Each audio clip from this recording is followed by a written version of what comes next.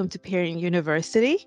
Today we are having another of our sessions focused on math, part of our math series on supporting learning math at home.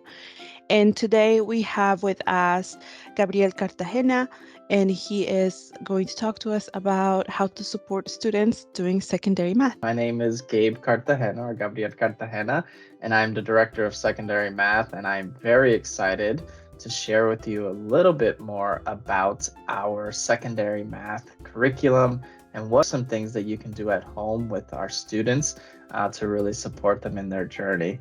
And that's really at the heart of today's conversation. So thinking about this question, how can I help my child with their math learning?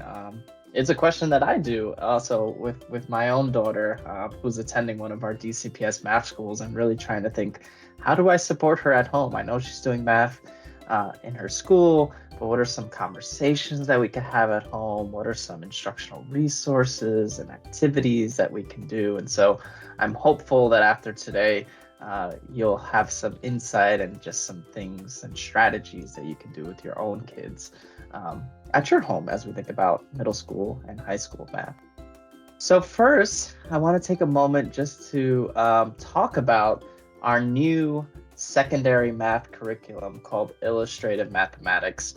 And part of today's journey is just really making sure that families understand what is illustrative mathematics, and then what are some resources that we can use at home to support our children's learning and journey through math. So Illustrative Mathematics is a new curriculum to DCPS, but it is not a new curriculum. It is one of the most highly rated curriculum in all of the country, based on some independent reports from like Ed Reports, which is a organization that reviews curricular materials. And one of the things that makes illustrative mathematics special and maybe different is, when I was learning math, the teacher would kind of do like one or two problems, and then he would tell or she would tell the students, okay, now you're going to do like 15 math problems on your own. And they were going to be very similar to what we just saw the teacher do. And with illustrative math, the idea is we're not doing a lot of problems, but we're doing one problem that's really rich in the mathematics, and gives students an opportunity to discover their own learning. And so illustrative mathematics is what's called a problem-based curriculum. And a problem-based curriculum is really that. It's students wrestling with mathematics and have an opportunity to discover their own learning. Of course, when students are having difficulties, the teacher will jump in and intervene and support kids. But it's really a student-centered approach to math learning, and something that might be a little different than what we're used to when we were growing up and as students ourselves. And so we're going to take a moment now to navigate to this website, which is a completely free and open website. You don't need to create a login account or anything like that, but it has wonderful resources that we're excited to share with you. Okay, so when you navigate to the website, you're going to be taken to this page. It is divided into three categories. So there's the elementary math curriculum, which is not relevant to us, but there's some good stuff if you want to work with some younger kiddos. There's the 6-8 or the middle school math curriculum, which includes accelerated versions. So if you have a student that's taking accelerated 6th grade math or accelerated 7th grade math, you would access it here. And then we have our high school curriculum for algebra, geometry, and algebra 2. And we know some of our middle school students are also taking algebra and geometry, so you can access those materials here. So we're gonna, for the first part, as we look at the student materials, we're gonna look at the high school version first. And when we click on Launch Curriculum, you'll see a couple of options. There's options for our students, there's for our families, and there's for our educators. When we look at the students, there's options to see the materials in Spanish. Spanish is available for grade 6th, 7th, and 8th, as well as Algebra 1. Those materials are not available in Spanish for our high school courses after Algebra 1. But our student materials, if we click here in Algebra 1, you'll see they're organized by units. There's also a glossary at the top where students can see some of the key vocabulary that they'll learn throughout the year. But really at the unit level, you can click in and you can click into any lesson and you'll be able to see kind of what a student sees in their workbooks. And so we can think of this as a digital textbook or digital workbook. So you can see everything that your child might have learned at school. There's also some glossary entries at each lesson. So this is a really good opportunity for you to get an insight of what your kid was learning. And also great if a student might have missed a day, they can kind of look at what they would have learned, as well as access some practice problems that they can do at the home. So really cool resource. Again, it is also available in Spanish for our students up through grades Algebra 1. Now we're going to take a moment to look at the family materials. And for the family materials, we're going to go into the grades 6 through 8. And so when I click on grades 6 through 8, when I click on launch curriculum, we're going to go over here. And for the families, it is under the second tab. So for families, I can click on any of the grade levels. You'll notice that they're also available in Spanish for our families. So if we click on grade 6, you'll see it's organized very similarly. So it's organized by units. But when we get into each unit, it's going to look a little different in terms of the resources. There's also information here at the top if you want to learn like what is a problem-based curriculum, which we kind of talked about a little bit. Again, it's this idea that we give students these awesome and deep math tasks to explore, but you can also learn a little bit more information about the curriculum itself. I'm going to click on Unit 3, which is on unit rates and percentages, which is obviously something super important that we want kids to learn. And you'll see in the family materials, something that's different is it's not organized by individual lesson, but it does have videos for groups of lessons. And so if I'm a parent and I'm supporting my student, we can play these videos at home and students can see and listen to some examples of what they're learning for each of these units. So I'm playing one now. You may not hear the sound, but you can see some of the images pop up here. So these are really cool and short videos that you can watch at home together if your students are struggling with some of the concepts from any of these lessons. So really powerful resource that we all have access to. The videos are only available in English at this time. So we are working with the publisher. We'd hope they can translate these into other languages, but right now they are only available in English. At the unit level, there's also a glossary. So at the end here, you'll see a glossary as well as some examples of some of the content. So it shows parents and students as well how to solve some common problems based on each of these units. So if you're learning about percentages, it has a problem here. It shows students the work, and then it even has the solution at the end.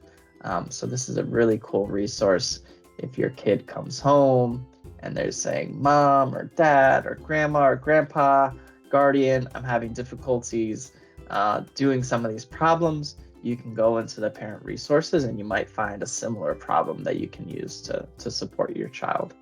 And so these are the parent resources. Again, it is completely free. You do not need to create a login account through the website. This is fully available to all of our students and all of our families. So we hope you take advantage of this great resource with our new curriculum. We have the illustrative math curriculum, which is what our students do for the majority of the time that they spend in our classrooms, but they also have access to great resources and programs that they can do both in the classroom as well as at home. So we're going to talk about two of those, which the first is iReady, you see, which is a little cube on the screen, and there's also Zearn. So students can log into both of these platforms through Clever. Clever is our online resource tool that houses all of our instructional programs, so not just for math. Obviously, we're going to talk about math today, but if your students are interested in any programs to support their reading or their science or their social studies, they can also access this from home. So when you log into Zearn, you'll see a screen that looks like this, and there'll be some activities or lessons that your student can do. If there are not lessons that your student is seeing, that means that likely the teacher has not assigned lessons. If that is the case, you can send an email or you can message your teacher. You can also message anyone in DCPS, and we'll make sure that your student has some lessons appearing for them. The goal for any student is to do 3 lessons per week in Zearn. The reason why the number 3 is magical is because that is what we have found is research-based and shows to improve student learning over time. And so we found that if students do 3 lessons per week, they're going to show more than a year's worth of growth in math. And so that's really important for all of our students to demonstrate a year's worth of growth in math. And Zearn is one tool that will help students in doing that. The second program that we mentioned is iReady. iReady, when you log in, it looks like this. My daughter is working on ordering her numbers to 10, and so that's why you're seeing that as her next lesson. The recommendation for iReady is 30 to 49 minutes per week. Some of this might happen at the school. Some of this can happen at home.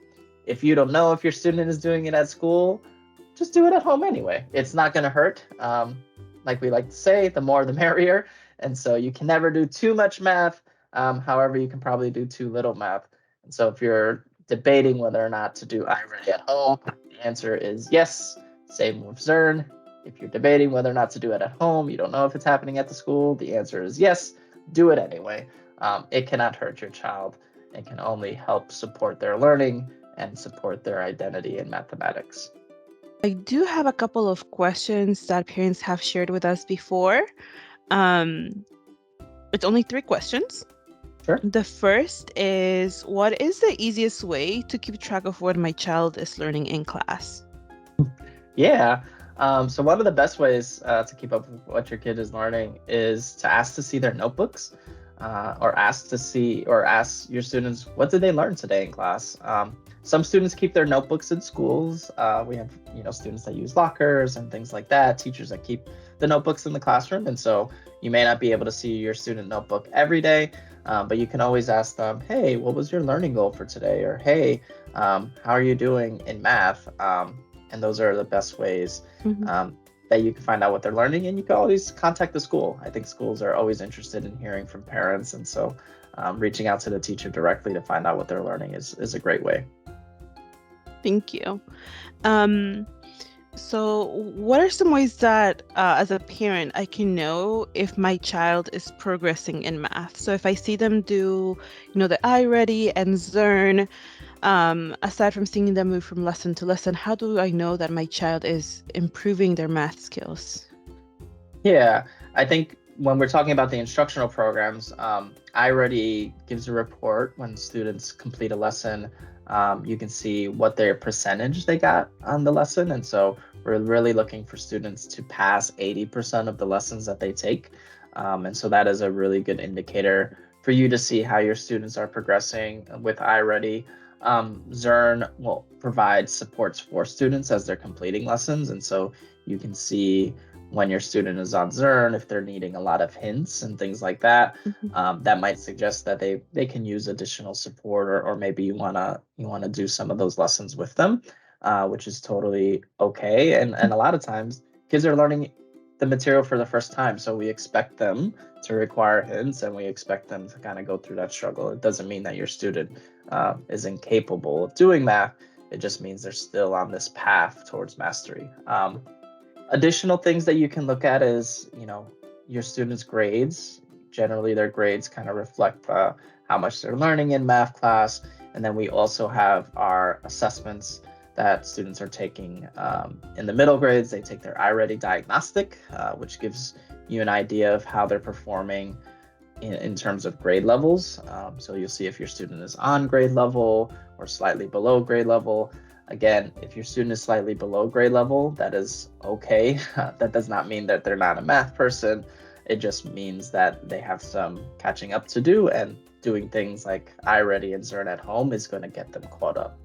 So that's really important that we do those things. And And the best way sometimes to receive those scores, if you're unable to access them online, is to always reach out to the school. They have that information that they can share with you.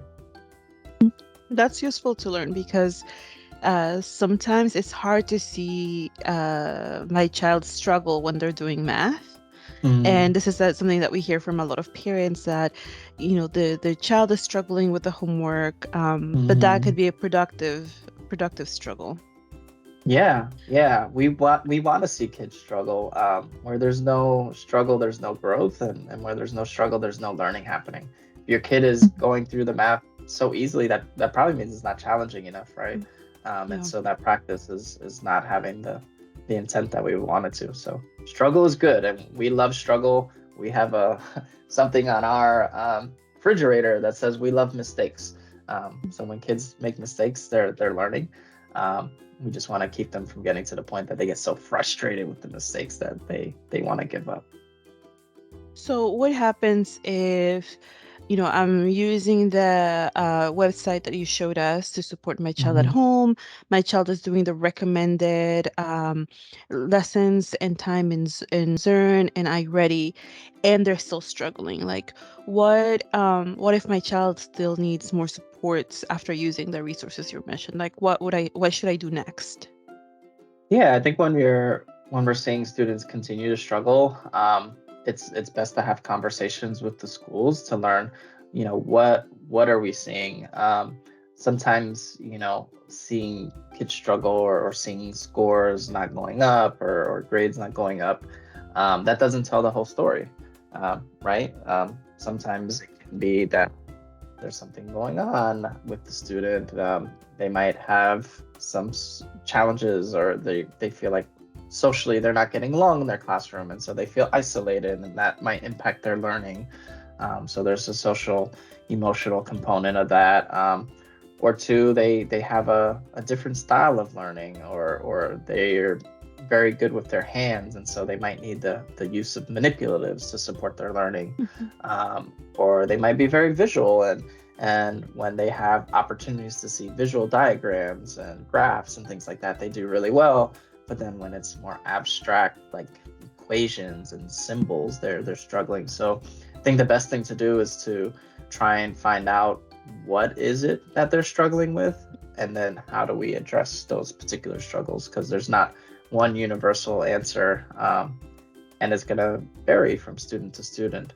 So the best thing to do is to really dig deeper and find out, and a lot of times the teachers and the schools will have a lot of that information. I think sometimes a lot of folks wonder, like, I don't know how to support my kid. I may not be a math person. The best thing you can do is just talk to your students about math. Talk to your children around, where do they see math? How are we using math when we go to the grocery store, or when we're even driving in a car and trying to figure out how long it's going to take to get there? Those everyday conversations are really going to support your students in understanding that math is something that we use and that we see in our daily lives. And the best thing you want to let your children know is that they can do math, and that we're all math people. And that is really our philosophy and our slogan here in DCPS. I'm a math person, you're a math person, all of our children are math people. It just might take some additional support and additional attention to mathematics to make sure that we get there collectively as a family. Thank you so much for your time. I really hope that you found this session fruitful and that you're walking away with some resources and strategies that you can use to support your children and to work alongside our DCPS educators in meeting the needs of every DCPS student. Thank you. Well, thank you so much for answering our questions here, and thank you for all this amazing resources that we can use at home to support math learning there. Again, I mentioned this is a part of a series. We are so grateful that Gabe is here with us today. We do have other sessions coming up, so if you're interested in that content, keep visiting our YouTube video page, but also find us on social media. That's where we have more information around how to support your child at home. Thank you so much, everyone, and have a great day.